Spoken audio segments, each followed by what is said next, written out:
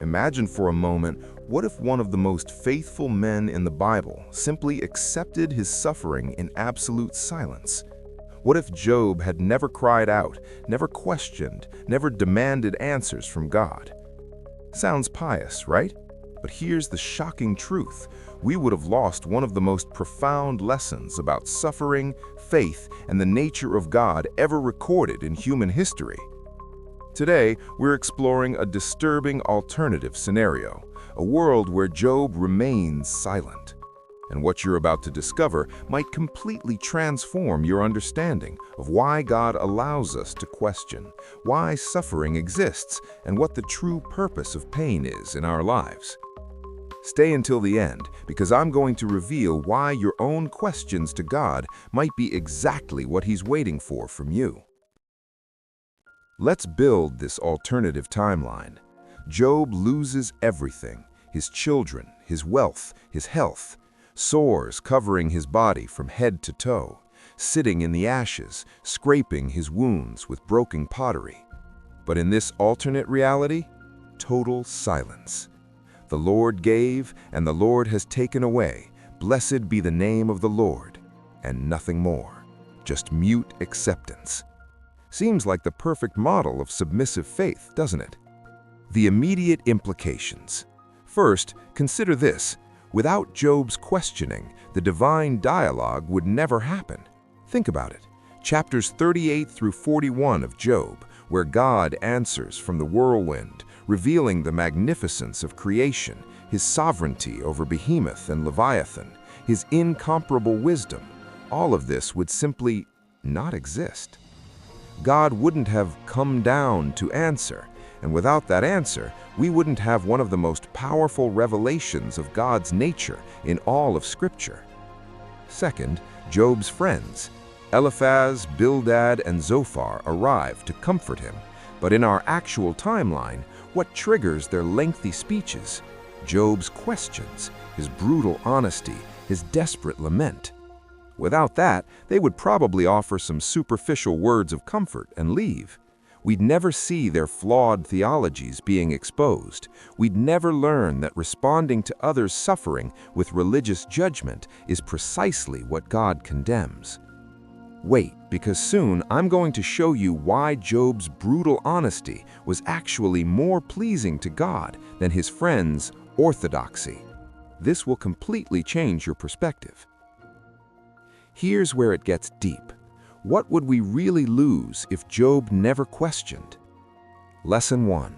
The legitimacy of brutal honesty with God. At the end of the book, God says something surprising to Job's friends. My anger burns against you, because you have not spoken of me what is right, as my servant Job has. Wait, Job, who questioned, who demanded a mediator, who wished to argue his case before God, he spoke what was right? While the friends, with their apparently correct theology about God's sovereignty, they were wrong? The lesson: God prefers raw honesty to false piety.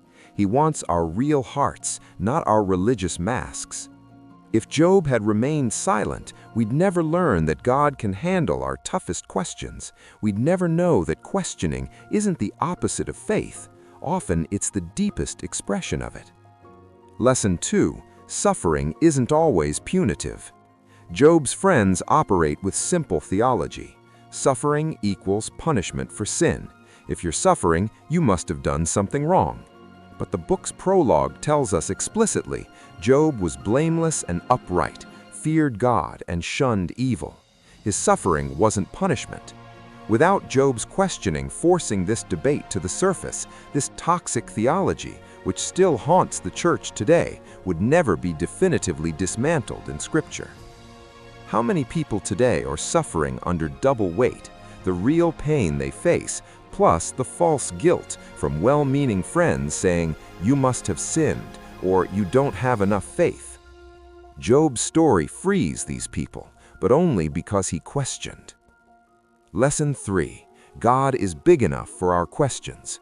When God finally answers Job, he doesn't say, how dare you question me? Instead, he engages, he asks his own questions, he expands Job's perspective. Where were you when I laid the foundation of the earth?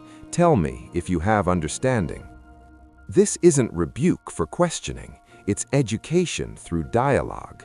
It's God saying, you want answers? Let's talk about the real size of this question.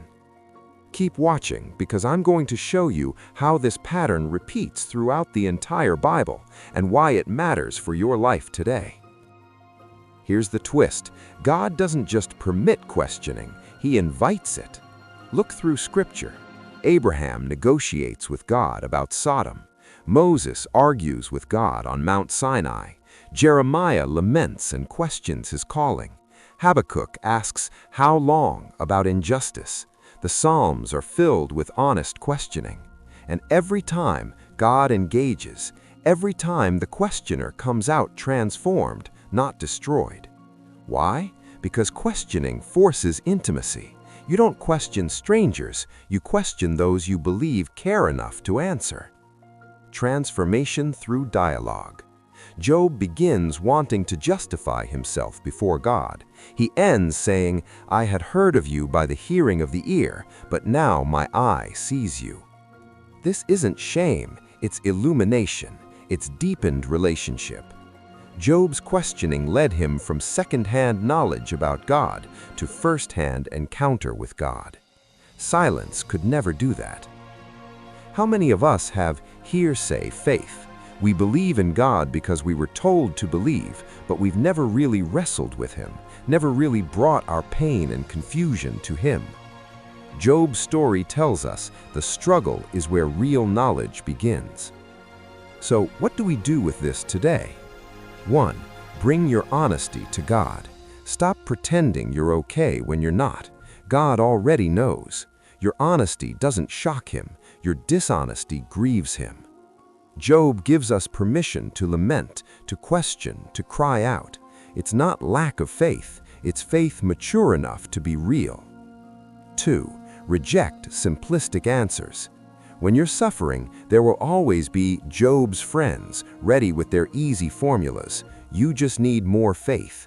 God is punishing you. There must be hidden sin. Job's story authorizes us to reject these answers. Suffering is complex. God is bigger than our neat explanations. Trust the process. Job didn't get the answer to why. He got something better. He got God.